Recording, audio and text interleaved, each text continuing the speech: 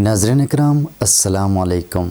آج کی ویڈیو میں ہم یہ جاننے کی کوشش کریں گے کہ کسی شاعر کی زمین استعمال کرنے کا مفہوم کیا ہوتا ہے۔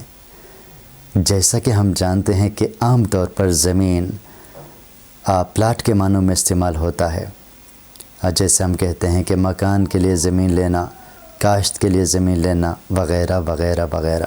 لیکن شاعری کی اصطلاح میں زمین استعمال کرنے کا مطلب کسی شاعر کے قافیے، اس کی ردیف اور بحر کا استعمال کرنا ہے۔ مثال کے طور پر میں ایک دو شعر آپ کی سماعتوں کی نظر کرتا ہوں۔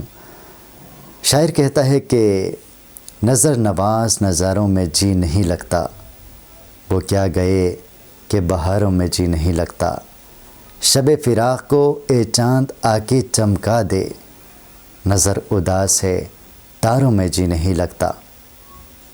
اب اس میں تاروں ہے، بہاروں ہے وغیرہ وغیرہ، یہ اس کے قافیے ہیں، اور جی نہیں لگتا، جی نہیں لگتا یہ اس کی ردیف ہے۔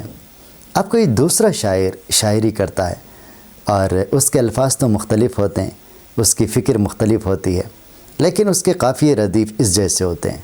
مثال کے طور پر وہ بھی غزل لکھتا ہے اور آخر میں جی نہیں لگتا، جی نہیں لگتا، جی نہیں لگتا کا استعمال کر لیتا ہے، اور اس سے پہلے بہاروں، ستاروں، سیاروں، کناروں وغیرہ اس طرح کے قافیے استعمال کرتا ہے جو اس غزل میں موجود تھے، تو پھر ہم کہیں گے کہ جی اس نے بھی فلان کی زمین استعمال کی ہے، اور اسی کا مطلب ہوتا ہے کسی شاعر کی زمین استعمال کرنا۔